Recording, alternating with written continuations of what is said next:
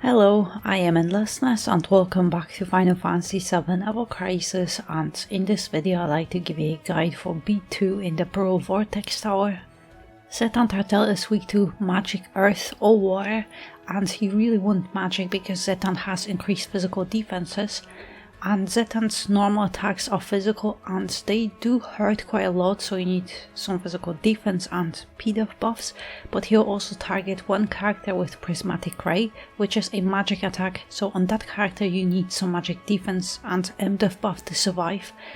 And also Zetant Ratel has combined sigil phase, so you can equip either a circle or triangle, it doesn't matter.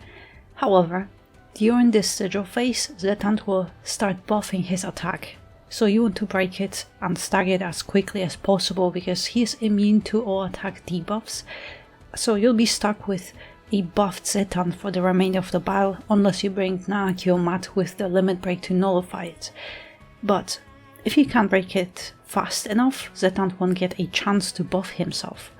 And Zetant also doesn't have Enrage, so he'll just keep doing those prismatic rays until you defeat him.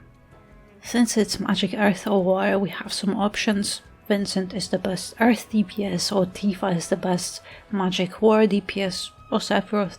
And you could also have 2 DPS and just delete the boss much faster. But I have Aerith, Sephiroth and Angeal, and Aerith is just my heal and buffer, Sephiroth is my DPS and Angeal is my tank. And Sephiroth has Blue Bramble, which isn't a very big PP weapon, but he can debuff earth resistance and do DPS by himself. And you could have Vincent here instead of Sephiroth, who would just hit much harder, and Vincent can also buff his earth damage as well.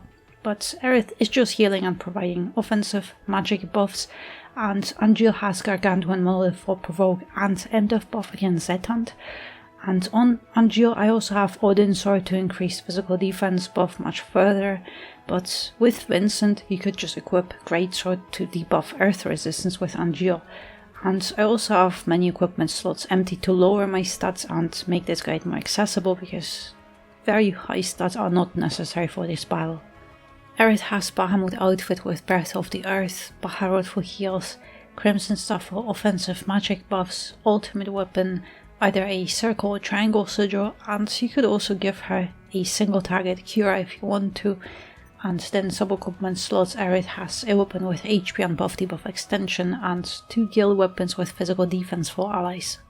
Angeal has Odin outfit with Ad Astra, Odin Sword for buffs, but you could switch it for Greatsword to debuff earth resistance, Gargantuan Monolith for provoke and M-Def, ultimate weapon, triangle sigil in boost slot.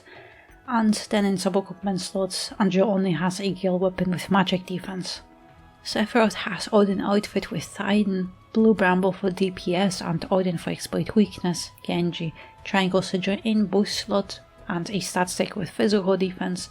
And then in sub-equipment slot, Sephiroth has Razor Ring to max out his magic attack and boost his earth potency further, and Watch of the Hunt for some HP, but it could be any other weapon with HP and magic ability potency.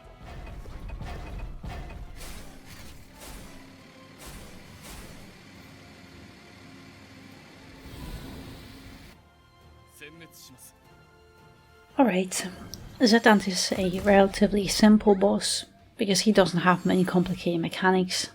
So start the battle with offensive buffs, so Crimson buffs and exploit weakness, and if you have Greatsword on Angeal then debuff earth resistance, but I have only Odin and Gargantuan Monolith, which both are buffs, so Angeal doesn't really have much to do. But with Sephiroth, just to DPS. And those first phases, it's just Zetant attacking you with normal attacks and double burst shots. But I also have to reapply my physical defense buff. But those double burst shots, it depends on your P-Def and HP, you can switch the defense on those. But otherwise, it's very easy to out-heal it. Okay, one more, I think. Yeah, one more. But here, don't use any more AB. Because now, mode showdown, that's the sigil phase. So wait for it to begin and activate overspeed and just start breaking sigils. And even with Sephiroth, you want to break all of them as quickly as possible. Perfect. And with Angel, apply Provoke with Gargantua and Monolith, because after this stagger ends, Zetant will already start searching for a target, so you have to have this Provoke applied. And also don't use Titan yet, because we are waiting for cooldown where Zetant gets much weaker.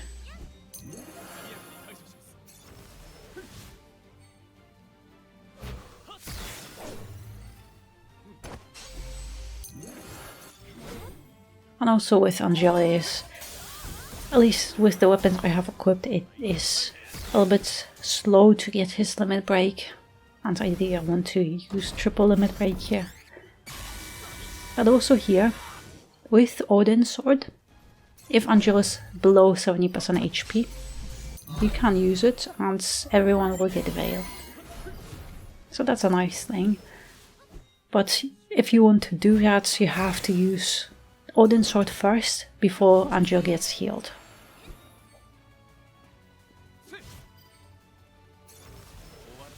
Right, that's the second prismatic ray, and after this there should be a cooldown. And that's when we want to do most DPS.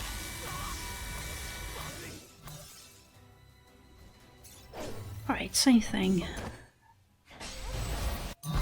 And now we are entering cooldown, just Genji and triple limit break.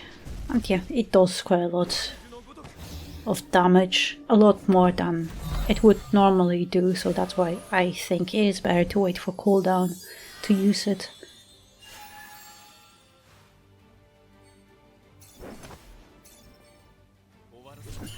And just a little bit unfortunate because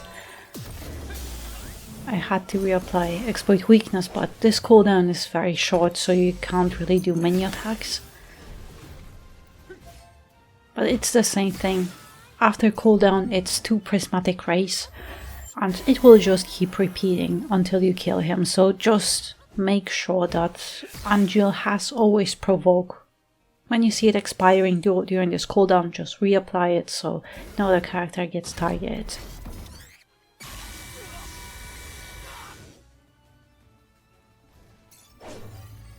And same thing, just for Veil for everyone. Even though it's not needed. This prismatic ray doesn't really do much damage. Alright, buffs reapplied.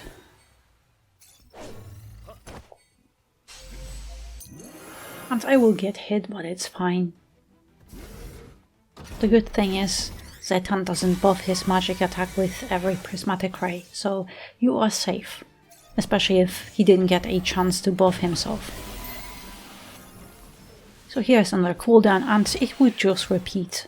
But after this during this cooldown you do a lot more damage, so there is no enrage, there is no DPS race, it just prismatic rays, 2 of them, and cooldown repeating itself until you defeat the boss.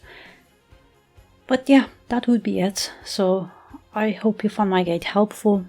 And also good luck on your own clear, and thank you very much for watching, and I hope to see you next one.